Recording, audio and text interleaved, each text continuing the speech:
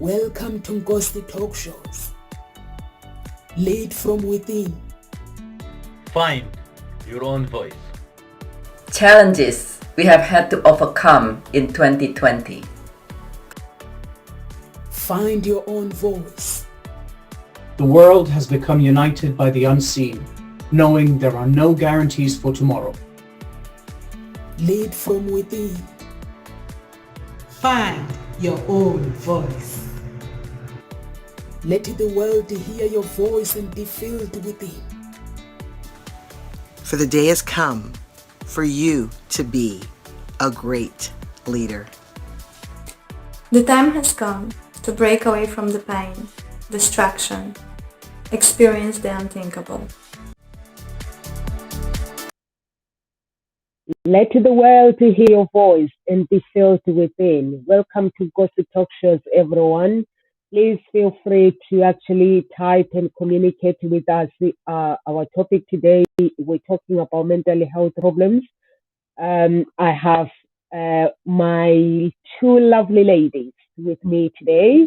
Dr. Laura, please introduce yourself to our audience. Good morning, good afternoon, good evening, everyone, wherever you are in the world. My name is Dr. Laura. I'm a life coach and licensed professional counselor, author, speaker, and advocate of everything that is good in the world. I'm happy to be here, calling in from Chicago. Very cold here, warm in the studio. Thanks for having me. Thank you so much, Dr. Bigot. Please introduce yourself to our audience. Thank you, Numsa.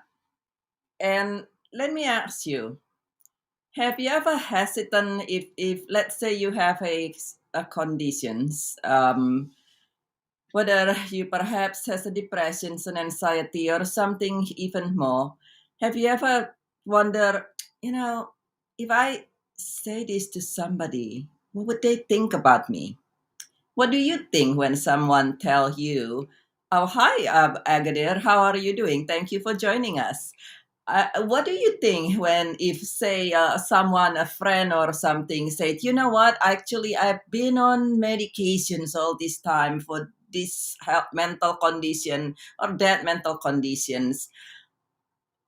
Many times in this society, we have an opinion about something, and sometimes it is truly a society opinion. Sometimes we have our own opinion. Or is there really an opinion on mental health? Is there really an opinion if you have a health condition, particularly when it's related to emotional and mental health? And is there an impact of that? And if there is, what can you do for yourself as well as your loved one, such that whatever that going on in the society or what you might perhaps think going on in the society is not affecting you and your loved ones, and you and your loved ones continue to thrive even easier and with more fun, which is something that I help people do regardless of what's going on in your life. It's possible for you to be able to easily thrive the way as I describe in my book, Seeking Peace, with me helping you, with us helping you, with me being a grief transformation coach and author. And I look forward to sharing this with you today. Thank you so much. Thank you so much, Dr. Bigot. So our topic today, basically, as Dr. Bigot has explained, is breaking the stigma about suicidal mental health. And welcome to Gossip Talk Shows, everyone. Please. What was happening now? Okay, so uh, basically, I love this topic because I relate to it. I had a sibling that had mental health problems. My older sister is passed now, but she had mental health problems, and the stigma in Africa is kind of a little bit better than here in this country. In this country, basically, somebody will actually take their own life. And even in Africa now, things have started becoming like that, people taking their own lives. because there's not much support for families, and people feel that when they have mental health problems, it's like having a headache. It's like having any other sickness, but I don't know why people feel that they shouldn't disclose. When you have a mental health problems, you shouldn't disclose to members of your families or to your friends. Some people do, but they get rejected by members of families, or they get dismissed, basically pushed away. Basically because people don't want to talk about it. And then that can lead to somebody taking their own life, or somebody. I actually relate to somebody, my friends, she took her own life a few months ago as well, and that is it is a real problem during lockdown, and that things are going on. And they were talking to Amanda yesterday, and she was saying in Canada as well, the rate has gone up as well. People taking their own lives.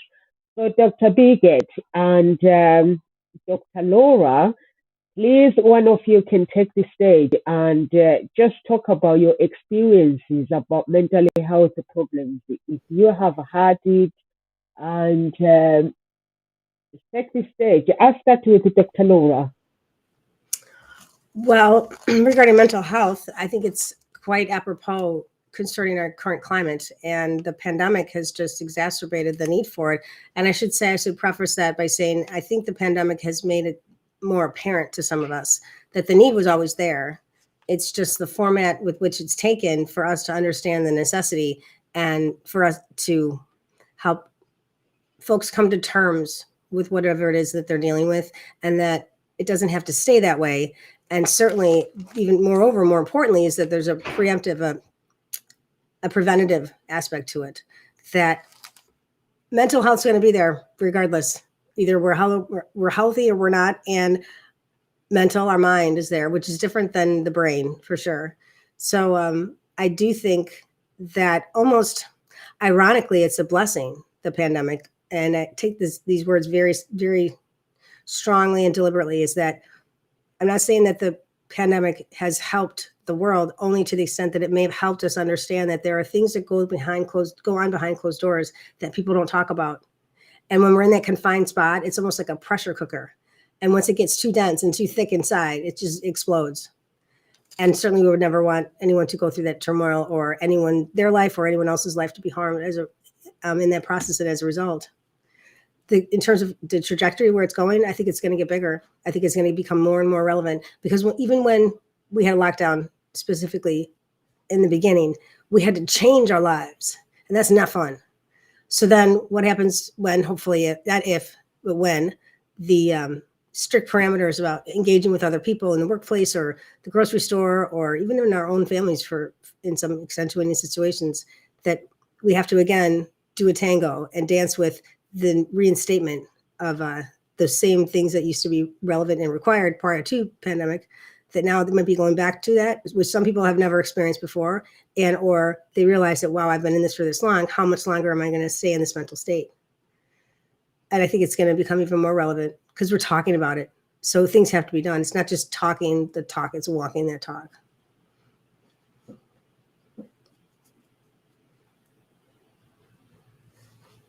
Dr. Bigot, are you there? Okay. Well, it'll be helpful if I remember to unmute. So, yes, absolutely. It is back to your question, Numsa. You are asking, do I think that is there a stigma? I think it is, interestingly, it is a little bit of both. Being a patient at some point in life, back in the day, being a patient with a or so-called a patient of mental health conditions. And back in the day, there were times in my young age where I was diagnosed with severe depressions, and eventually told that, well, you are to stay. Here's your medications. We finally find one that work for you. Stay in it forever. And I am grateful that was then. And so there are I think it's a very interesting dance. Dr. Laura used the word tango or a dance, and it's a dance of where, yes, there is to a degree, depend on the society as well. We have international audience in here. Depend on where you are. In certain country, it is more than other. In certain Asian country, for instance, it is still, if you have mental health condition, it is still, you look at as if it's a weakness. In the past, and perhaps this is when it comes coming from the past of the past, where we don't understand when people have mental health conditions, particularly when they are severely depressed or they have schizophrenia or something, and then we because lack of understanding, we accuse them of being possessed by the demon or something like that back in the day. We know history book, and so that's actually causes the stigma, and people worry about that. But I think it's also a dance, or combinations of what the society truly is saying and what our loved one might say, and what we think that they might say. It was the longest time. It was to the point that toward the end of it, before I would ever, God forbid, anybody would ever know that I have depressions. This was back then. God, I mean, let's make sure that I hide this pill as much as possible. If possible, it's from even people who I live with in my household. It was like, God forbid if the cats see them. so something like that. And so it is, and in truth, when I finally share it with some people because of some reason and another. They said, "Oh, honey, it's we're here for you. We're here for you. You don't have to be going through this on your own." And it's actually helpful, definitely, when you have somebody being there for you. And so it's a combination between of what the society might truly say, or you might have read what the society say at some point, and then what you perceive or think that they're going to do that, and the two just kind of add on to each other is in my experience. And even now, I work with a large group of people, and it is not just in mental health, sadly enough, it is also with grief.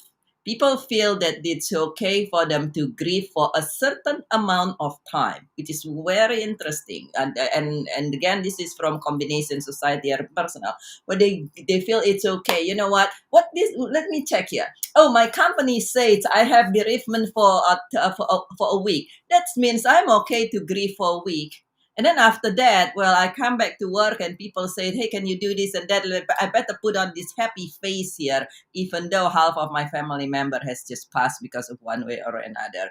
And that just make it so much harder when you are grieving. And it is really sometimes heartbreaking for me to see that going on. Thank you so much, Dr. Biggett. I'm glad that you mentioned that people believe that you have to, like you said, that you felt that you had to hide your depression. And Dr. Laura as well, you talk about what happens behind the closed doors. We don't know. So many things that happen, and sometimes the people find it hard to confide in people. I'm in a millionaire group club, and one day one of the girls decided to actually talk personal stuff instead of talking about business. So she was talking, and some people decided to reply. It was like a conversation, and everyone responded. Were like, "This is a business group. I'm out of here if you guys are talking about personal." So and then I said to them, "Hang on a minute. This is a business group, right? And in order for you to do a business with me, I need to get to know you." So I said, "Why don't you allow people basically to open about who they are, so you'll be able to connect with them?" So I was like, if you come to me and say, "Okay, this is my business, this is what I'm selling," I'm going to say, "Whoa, whoa, whoa, hang on a minute. I don't know you. I need to know who you are." So I was like, I explained to them that when business connection, yes, we all connect for business, but at the same time, we got to know our values. We got to share our values. We got to share our beliefs so we can actually connect properly. And so I was like, yes. And somebody responded, I was like, actually, I've never thought that way. And the reason why I've learned that lesson, Dr. Biggett, we basically lived in Essex and we were so close with my friends, really, really close. And one of my friends, like when you look at people, there's happy couple, they are family. Is that family that at them, you like perfect family? So this girl, she jumped the river and she killed herself.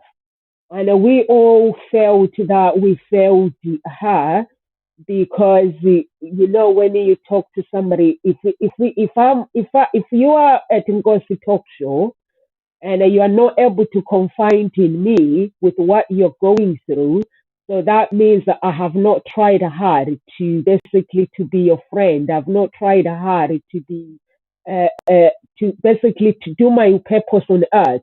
So I've made a commitment that wherever I go, whoever I meet, I'm never gonna say, okay, my connection with you is for business. I've got to give you the opportunity to say, if you want to cry, I'm here. If you want to talk about anything, I'm here.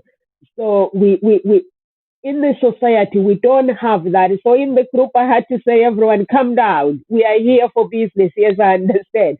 Let them talk. Let them tell us their values. Let them tell us their beliefs. Because it is allowed to talk about basically to make a authentic friendship. I think it is important. And I think basically what happens in the society, we don't respond properly. The friendship and the connection is that we connect. There, if I'm connecting with you for business, that's what I've realized with many people. It has to be specific for business. It cannot be personal. Like I have my business coach with Desmond O'Connor, Dr. Biggett. My relationship with Des. For me, basically, Des is my brother, is my family, and you cannot talk about him if I'm in the room. Basically, that's how much I protect those around me. And anyone at Ngozi talk shows, you cannot talk about them, or if I see them, they're not they're not coming on the show. I have to find out, is there anything I can do, or and you do that, Dr. Biggett, as well. You always check me out. Are you okay? And then you always look out for me. If you go and speak somewhere, you see things different, you always come back to change things around. And that's the relationship that I think we should have. But yes, Gina is amazing. We don't have that kind of a relationship now within the society. Dr. Laura, um, I love to hear you going deep with this mental health, because I know you have some really amazing stories basically to share with our audience. So please just feel free. I keep jotting down these notes here because, Doctor, I mean, this is just amazing. These bombs that are being dropped. And I got to tell you, I do have my own experience with this. And it's humbling to say.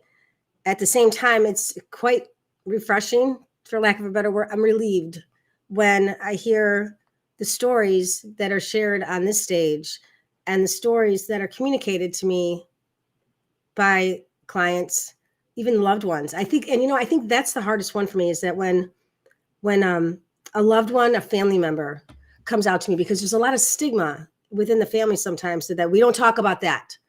We're not, we don't want to go there because there may be an association that some may assume, well, if so-and-so knows, someone out in the community, for example, knows what's happening, then our story is going to get out there. We can't tell anybody what's going on, because then we'd be judged. And that's the thing with stigma. If we're judged, if I'm a reflection of my whole family.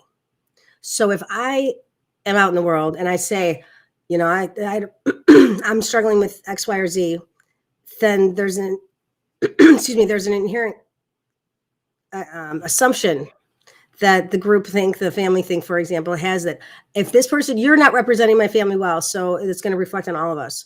And that's a very scary thing to do, because then not only are we experiencing our mental health crisis, and maybe we're mentally healthy, whatever it is, but in this situation, if we're not feeling well, then, and we can't turn to those within our family because they don't know how to deal with it, because you just don't have those problems, because if you do, it's a reflection on me. If then you go out into the community and acknowledge that you're struggling, then there's a potential, there's this guilt, like, oh, this shame, I can't possibly do this. What am I going to, what are they going to think? And then if and when they get the word that you've only indicated stuff about yourself, you didn't bring up anybody's names or specific situations and all that, especially live in a grand platform like your own, that how then and who, how then do we know how to ever learn how to cope with our feelings?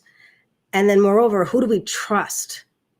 So for example, we often hear of, at least in the States, of stranger danger, that there's a possibility that anybody for that matter, there's a possibility that they would be targeted for bullying or even worse.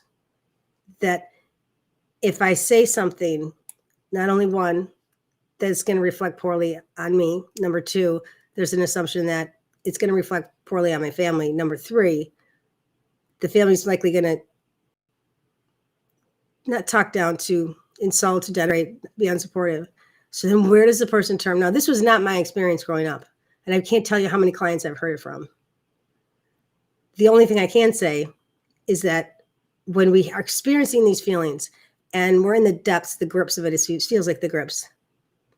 The only way to turn to is internally, with the help of someone who's professional, who's able to help them dive in. I figure it like this. The client, the coach, the practitioner is kind of like Glenda, the Good Witch from The Wizard of Oz. And the client is Dorothy.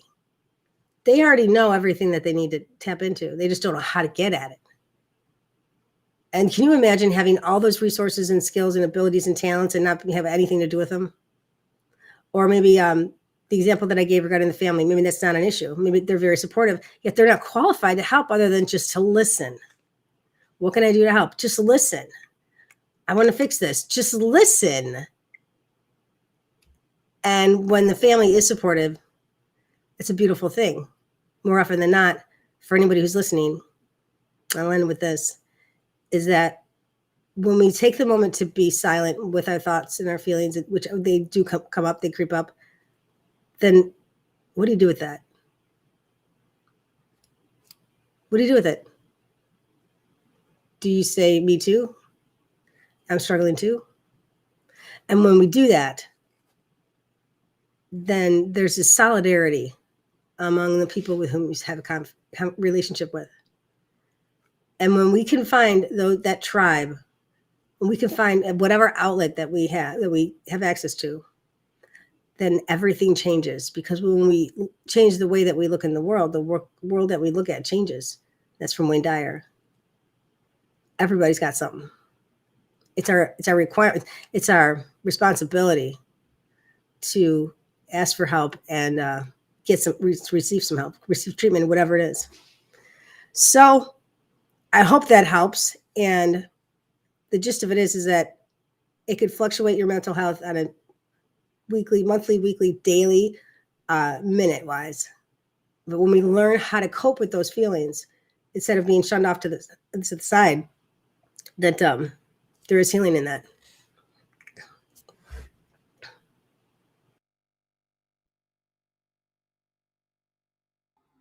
I love that you say that, Dr. Laura, that it's the two things I would say, something that you say is in there. First of all, is what do you do, and to listen. If you don't know, if you're not a professional, to listen, and because that is something that is sometimes we don't know. Somebody come to us, we don't know what to do, but then because we all meant very well, we try to help, give advice and things. And many times, if it's not, you're not a trained professional, it's actually creating more damage than good, so to say. We know this very well with grief. With the grief, most people don't know there has been a grief pandemic before even the COVID-19 pandemic, and that's because there's so many misunderstanding about that, and people giving the popular things such as, oh, just give it time, or oh, let's get busy. And it might temporarily work as a temporary band-aid, but if you truly are having a lot of grief, it can eventually create unresolved grief and compound grief and so forth. But that's a whole nother story as well. But that's to listen, and it is very. Whenever I talk this, one thing that we share with people is to be a heart with ears and open hands.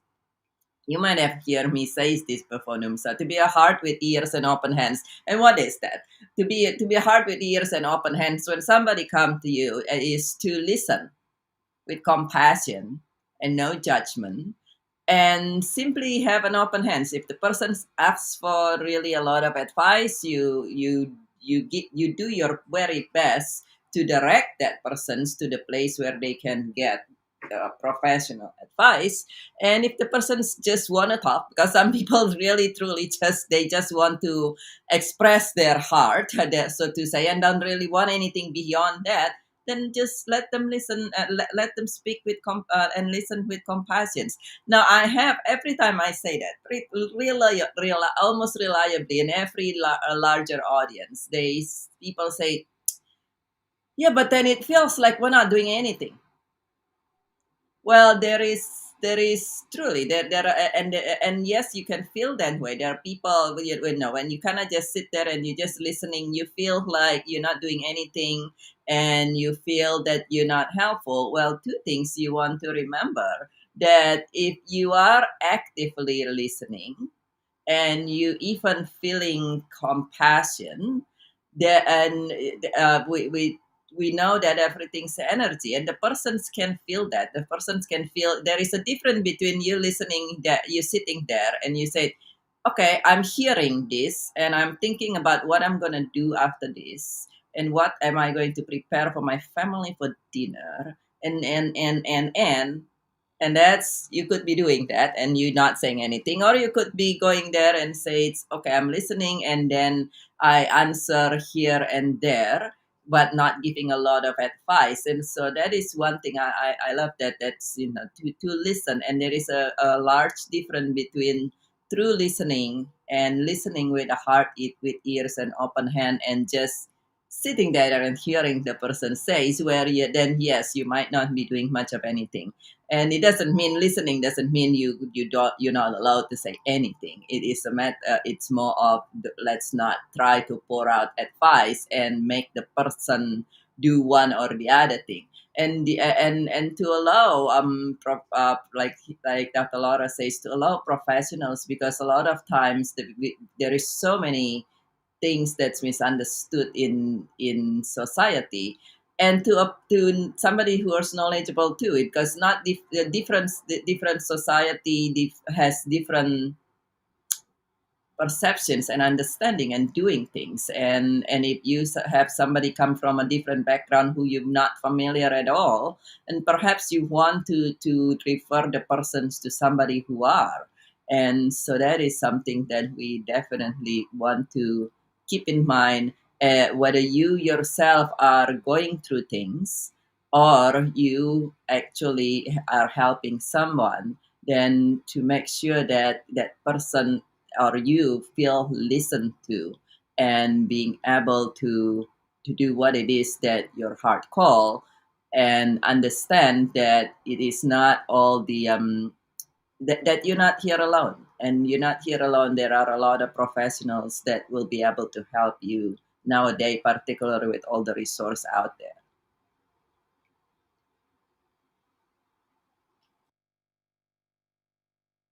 Uh, okay, can you hear me?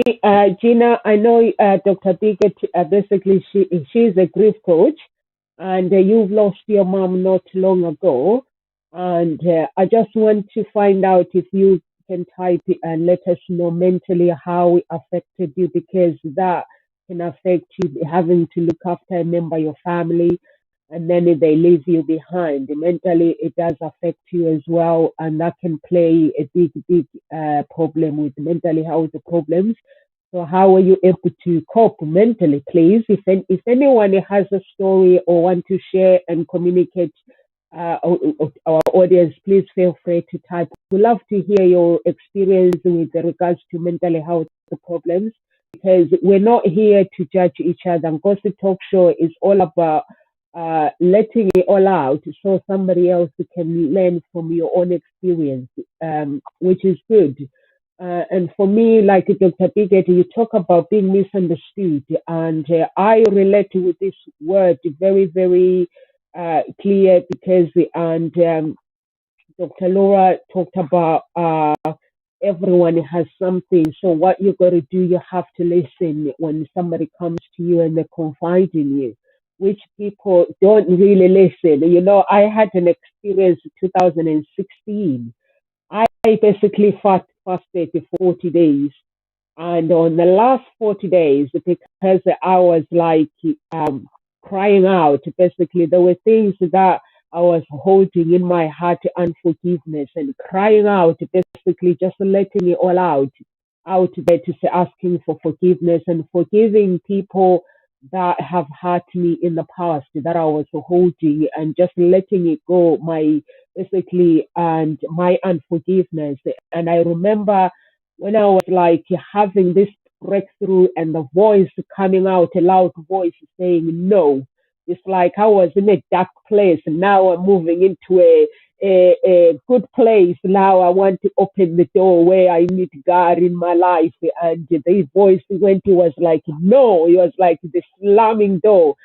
And I'm like ringing my pastor, I'm like, I'm confused. And then I confided in somebody, and my pastor came, and he's coming, and he's like, does this thing still speaking? I was like, yes, he is. And he was like, do you understand between God and Lucifer how it works? And I was like, yes, I do. And he was like, Satanism and God. And I was like, yes, I do. And he was like, your being is stopping you basically moving forward, because you've been holding unforgiveness, and now you want God basically to accept you for who you are, and now you're moving on. And this person that I had confided, because I didn't know, I was making phone calls, and the next thing, social services are there, everybody's there, the police are there. And I was like, what now? What's going on? And it was so amazing how they handled the story. And the police, when they came, they asked some. They were like, we know her. We see her all the time because they are local police. And they asked me some questions, and they understood that it's more to do with my Christianity and stuff. It's got nothing to do with mental health. And my pastor explained to them that, because my pastor came as well, and he was like, I can hear it as well, but she needs to be disconnected. And he was like, basically, I think now you're moving on. You know what I'm saying? You moved on from where you were holding things in your heart that was causing darkness. And now, so he was explaining, because I've never had that experience. But it is the way the social services, the mental health team, how they handled it. I can tell you today, if it wasn't a psychiatric doctor that came and said, I don't need to section her, I don't need to do anything, this is something to do with the religion, she needs to be sorted out. Because my pastor basically said the simple, she needs to be disconnected, but I can't do it. I know people who can do it. So basically, they put that team. But what amazed me was, if that doctor had put a signature, I would not be here today. If he had put a signature to say she has mental health problems, I would not be here doing gossip talk shows. Because what happened was, he said to them, I've traveled around the world, and I have experienced this with religion, so I'm not going to put my signature and do anything. I'm going to give her a chance to go and disconnect it. And after she's been disconnected, and I'm going to meet her again. And then I went and got disconnected. And 2 weeks later, we met up, and it was like, here you are. And I was like, the whole thing was like, it was like a big thing. But then in the social services were trying to create a case against me and the mental health team. Honestly, I had to get a lawyer to kick them out. I had to kick them out basically to say, listen, now that the doctor has refused and you guys know what I've been through. And I've realized that moment that sometimes the people would not say anything and make things worse. Because if I hadn't say anything, I would have taken my own life. That's what that pastor would have said. He said if I had not said anything, being scared, basically to say this is this thing that because I knew he made sure that I make sure he made sure that I see that I'm connected between earth and somewhere else. I was on earth and I wasn't, so I could see the difference between. I was like this, there's something wrong. So he explained to me that, and he said sometimes you have to understand. And my pastor said, you need to, whenever you have problems, this is teaching you that you need to speak up. So I've learned that moment that sometimes the people go quiet because they don't want to be judged. And they don't want, because for me it was a small problem, but it turned out to be a big thing. But at the same time, me, basically, I can speak for myself. So I was like, you guys have two choices. You can keep harassing me, or I can see you in court. And in the end, they were like, whoa, whoa, whoa, we're trying to help you. I was like, no, you're not helping me now. You're disturbing me, invading my privacy. Over to you, Dr. Laura. Where are you? Where's Yeah, Dr. no, Laura? you might want to check on her. But yeah, I don't yeah. know. I don't know what's happening. Do you want to take over, Dr. Bigot? Yeah, and I love where you says that it is something that very many times people feel this way. People feel where there are where if they have and it's a very interesting phenomena because this is part of the stigma where if you have heart conditions or a physical heart, you have heart attack or you need your heart valve is not quite functioning or whatever, you don't say, or you have an infections in your arm, for instance, you don't say, you will say, oh, I got an infections in my arm. If you have an infection in your arm, you don't say, oh well, I'm just a faulty. I'm just a faulty. I'm no good here because you got an infection on your arm. And at the same time, if many times people, whether it is with mental health or with grief, people feel that when there is something, when you're not feeling quite good emotionally or mentally, that there is something wrong with you as a person. And when with grief, when many people think many people think when their heart is broken that they are broken, and you are not broken. We know nowadays actually what we call mental health conditions, some of them are actually physical health. It's back in the day of the day, at the very beginning, somebody point out to me that part of the reasons I was having such a challenge is I came originally from Indonesia with very different diet and so forth, and we eat certain thing that has certain vitamin and nutrition and so on and so forth in there. Came here, live in East Washington State here in the United States, eat very different diet, did not have the nutritions that I need. And actually, I eventually realized that on my own because my fingernails and my hair start breaking from lack of this certain nutrition that is like it's in abundant on daily basis in Indonesian's diet, but not in the United States diet. And once I took care of that, I took certain vitamin and supplement, and then be very mindful about what I eat in general. Even that alone was helpful. And before that, if I didn't have my fingernails and my hair breaking, and actually somebody back home in Indonesia pointed out to me, I would have said, oh, I'm depressed and this and that, and I'm and so forth. So many times there is actually an actual physical conditions related to that, and it might not be if you're running chemistry or something. Maybe being in practice, the doctor might run chemistry. We might run this lab and that lab, and it might not show up in your lab if they are not actually familiar again with your background and so forth, if you have recently moved, as well as to check certain thing that is not a common thing. And this is not a prescription for anybody to go, by the way, and start running their own test, lab tests or anything like that. But there are certain things that sometimes people don't look for in the general practice, and so you really want to have somebody who are highly trained in that. Now, the back to the initial conversations, though, many times we think that there is something wrong, and just like your experience with the social worker, they might not have the experience, and so know this: if you are experiencing whether it's mental health challenge or grief, and you feel many times we might feel that, oh, there is something, you feel that there's something wrong with, or when your heart is broken you feel that you are broken, that why can many times I see on social media, which just make me cringe greatly, because people would just say, oh, you're going through this, okay, be strong, or you will be strong, you will be strong. I think everybody has done their very best to be strong.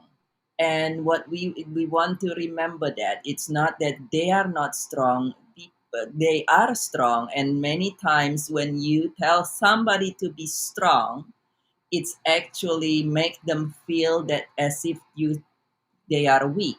So we want to be very mindful about that. Thank you for sharing, Gina. It's grief brain is real, but my family has not been supportive. But understand.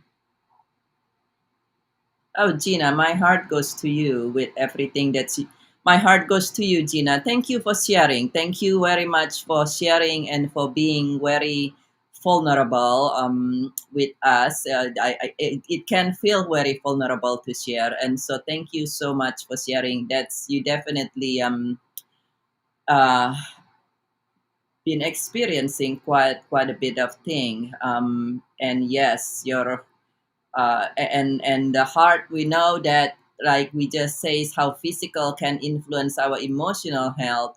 Our emotional health can definitely influence our physical condition. There's no questions. It can definitely cause some physical conditions, everything's related. And I'm glad you are writing a book, because that can be some things that are very relieving and releasing. And at the same times you will be doing your book will be helping for to other people as well, and so that is so beautiful. What an amazing work that you're doing, Gina. Thank you for doing that. And just know that particularly with you participating today, that feel welcome to reach out to me. And if you're writing a book, I've written a couple book in a similar manner as well. And so if you feel that you might be able to benefit from even just speaking with somebody who has experience in this, and knowledge and an understanding, or just a friend to chat with and share experience on writing the book, feel welcome to reach out to me. I'll write down my direct appointment link, and we can just chat if it's something that might benefit you, whether with the grief brain that impacting your family and you, or with writing the book, because I'd love to hear your experience on different thing and learn from each other. So I'm so glad that we connected, Gina. Thank you for doing that. So, but yeah, it is something that a lot of people don't understand, and so it can be challenging when we have people that don't understand. And what we want to do is really to find somebody, get a second opinion, get a third opinion on people, and find somebody that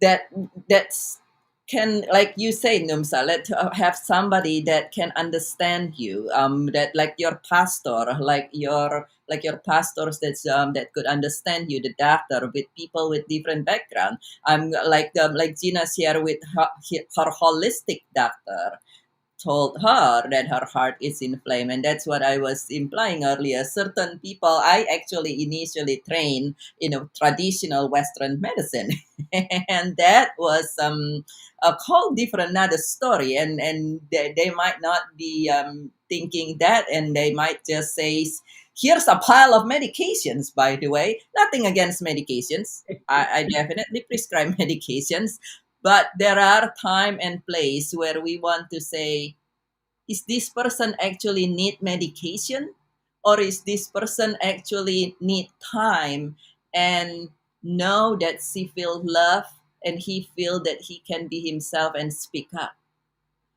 Because sometimes the medication is just a mess. Again, I'm not saying don't take medications. If you are on medications, as a doctor, I got to say this: do not stop your medications without consulting your physicians. And at the same time, it is something that we might want to say, okay, what is it that we need, what is it, and reach out to professionals who have an understanding. And you're in the process of opening another location, a trip. Yes, definitely. Doing what you need to do, doing what you need to do to take care of yourself. It could be an expansion of your work, and but doing what you feel called to do. For taking treatment, and you taking a massage, and you listening to things that's empowering you. That's definitely is a really important thing, because I mean, we're all human. Even if you look at machine, it's meant to have a break from time to time. So we don't want to be going and going and going and going nonstop, and actually allow ourselves some time to be able to take care of ourselves in a way that feels good to you. So that's so awesome that you're doing that, Gina. That's wonderful. Let's connect. I'd love to connect with you more, definitely, and see how we can support each other and learn from each other. What's your experience, Numsa? Um, my experience with regards to mental health, or is there any questions you want to know, Dr. Bilgett? Yeah. Sorry, am I on mute? What, Yes. what happened to Dr. Laura, by the way? Well, do you have her phone number? Well, she might have fallen asleep or something. It's like 7 o'clock in where she is. So but you might want to I don't know if you have her phone number to message her and to text her. And Her number is in the group, the guest speaker group. I'm using my phone. I'm broadcasting using my phone, so I can't get a hold of her.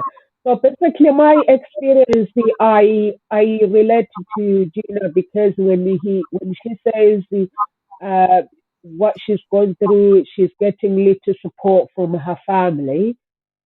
Unfortunately, that's what life is about. The family will not give you support that you need. So that's why it's very, very important you find a friend. For me, basically, I have my family, because me and my sister, we're very, very close. My sister, my older sister, the one who had a mental health problem, she was born 1974, and the other one 76, 78. So we were very, very, very close. So I'm lucky like that, that we grow up very, very close. So if I do have a problem, I do talk to her. If I see that I do need support, and I talk to my mom, I'm very, very close to my mom. My mom listens to everything that I say. Sometimes she gets tired, I think. So I do get support, but sometimes I find that with my family, I will not get the support that I need. So if I really, really need support, I speak to God, or I do have one friend or two friends that basically are always there to listen to my cry, but mostly is God. And I find that when I confide in God with whatever I'm going through, I do get a healing because if I sit down basically and I have a chair there and I pretend my pastor taught me to do that. I pretend this is God and I will speak and I will speak and I will speak and I will speak. By the time I finish and I don't have to walk away, I have to sit down for 10 minutes. So because I need to get the response. So sometimes, and if you do that all the time, if you are a Christian, that's what helps me. That I basically I communicate with God. It does help me. I find that if I rely on human beings, I'm always gonna be disappointed because you have to understand human are like us. So they're not perfect. They're not going to get what you're going through. Some people, like Dr. Bickett was saying, they feel that when you're grieving, why are you grieving this long? There's a certain time where you have to basically to be completely healed.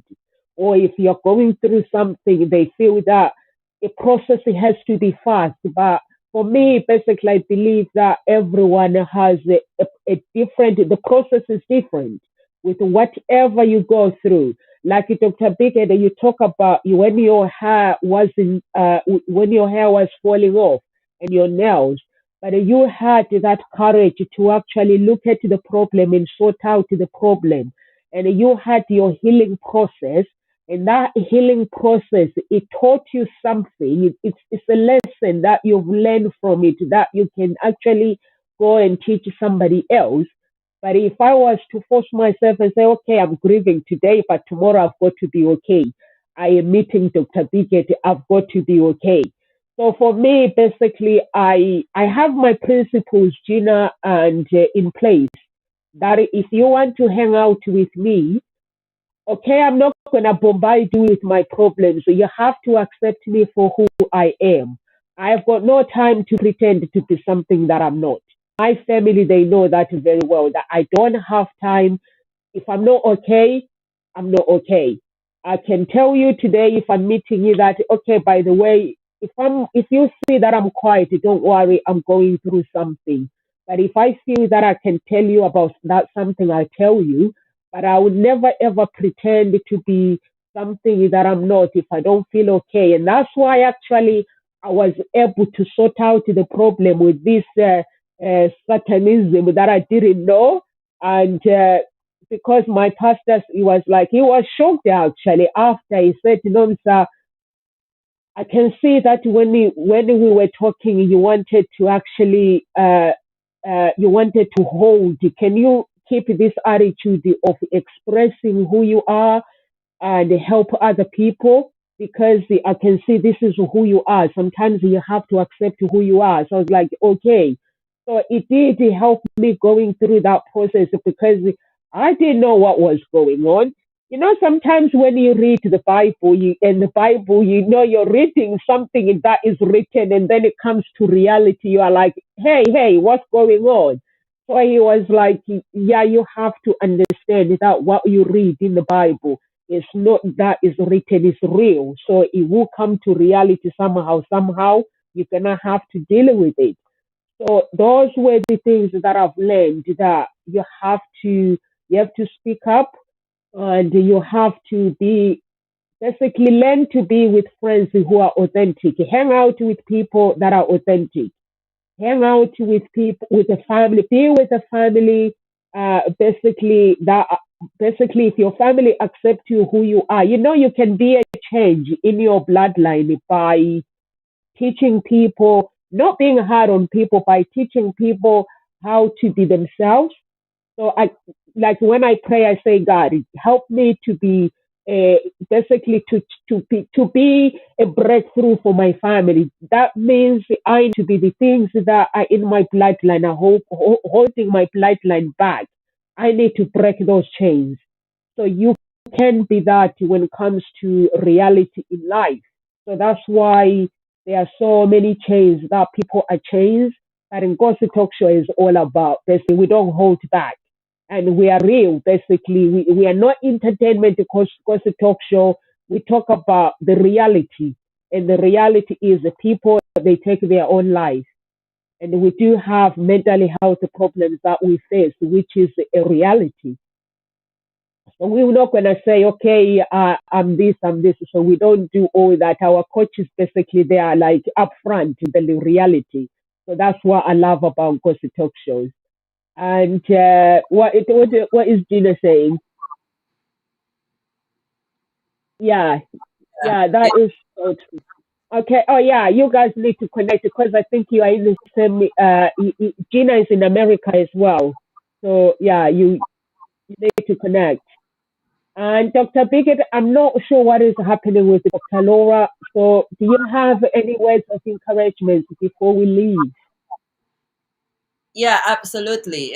And I love how you say that, Numsa and Gina. That's very true, real life, and that's definitely something that I absolutely say it's so true because there are a lot of theories and there are a lot of this and that, and then at the end of the day, if life is life, and we have reality, and thank you for sharing that, Gina, and just know that there are times, even when we are very connected to God, we feel that it will be better if we end everything. That is definitely, I can only imagine how much pain you were in, and might still be in, and thank you being willing to share that with us, and that is something that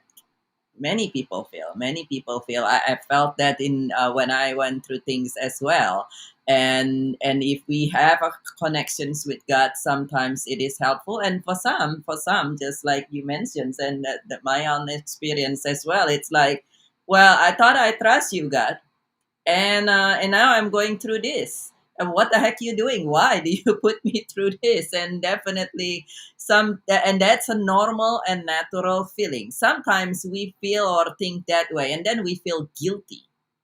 And please know that it's not because you have weakness or something, and it's not because you suddenly become a sinner. No, you are not. It is a normal and natural reaction. Dr. Viktor Frankl, in his book Man's Search for Meaning, says that, and you are asking for my last message. That would be my last message, for today, and until I see you next week. But Dr. Viktor Frankl says an abnormal behavior in an abnormal circumstance is normal behavior. So if you suddenly find yourself liking things that you used to hate, which is happened with me with broccoli. I used to hate broccoli so much. And when I was like practically borderline nervous breakdown, I suddenly like craving steamed broccoli, and it was the strangest thing on earth. And so, or you usually very close to God, and now you like, I cannot even listen the single word, that the word God make me furious.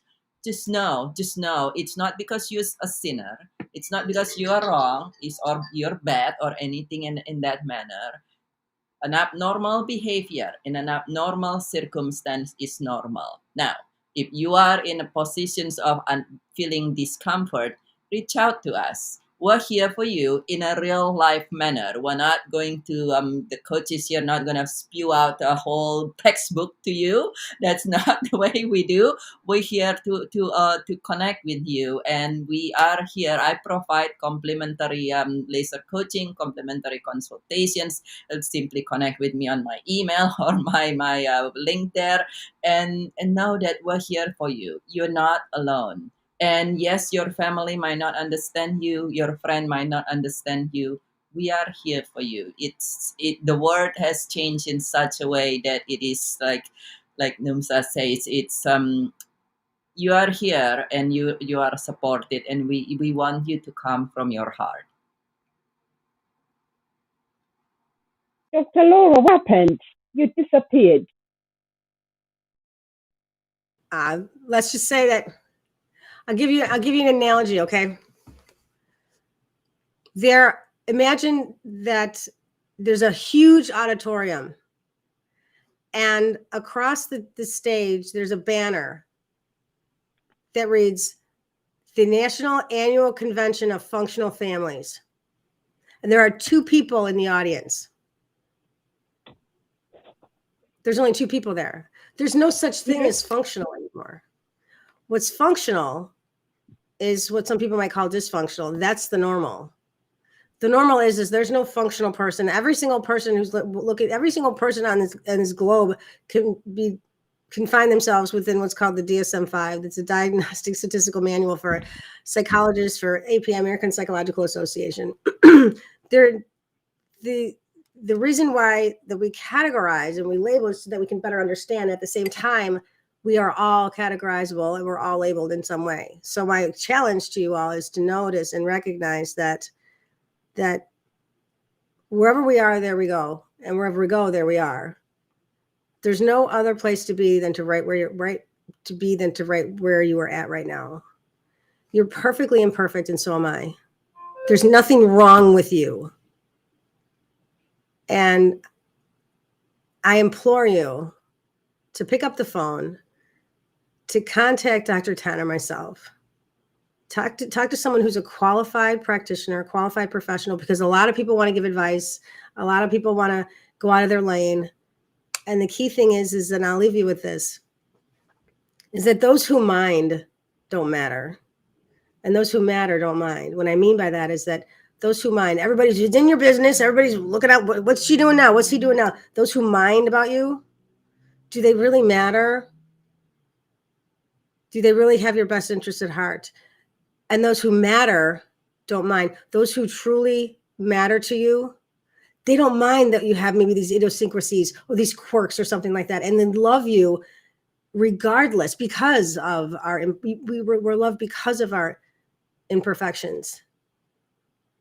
So I implore you to embrace yourself, love yourself, and know that all is well no matter what. There's something to be said for reaching out. And I think of this past summer, for those of you who watched the Olympics, Simone Biles, the gymnast, world renowned for her expertise, her genius, her brilliance. And in that moment where she was supposed to win all the golds and to just dominate everybody, she took the one leadership role that she could, and she took a step down and she said, I'm not okay. And she was okay enough to say, I'm not okay. And I still get goosebumps about it. And on that platform, she bore witness to everything that so many of us have felt so deeply inside. So when you feel like you're on that global platform and you're afraid to say, I can't do this, I'm going to hurt myself, meaning that she wasn't going to physically hurt herself, but her brain couldn't resonate, couldn't be in that place where it was safe for her. It's okay if you don't feel safe. There are people who will help you feel safe because we need each other. Otherwise, we're not safe. We're here to connect. Thank you for letting me be on the stage today. Yeah, I'm not sure where Numsa's goes. Hopefully, she'll jump right back on. But I love that you say that, Dr. Laura, that those who truly love you, even if just notice those who truly love you, people react. People, most people, unless you're a trained professional, typically people react. So even if you say something to a family member, the one who truly love you, and they say, "Oh, what?" Just know it might just their initial reaction, and a lot of time, it's not because they do not love you. They love you, but when people receive an unexpected news, they might react, and love can express itself, and their concern can express itself many times. We know this, as anger, as taken aback or something. And it doesn't, if you ever see a parent says a kid about a parents with a kid, the kid about to run across the street in front of a car, and the parents and the mom or dad grab the kid, take him back and say, what the heck are you doing, and sit there and screaming. It's not because the parents don't love the kid.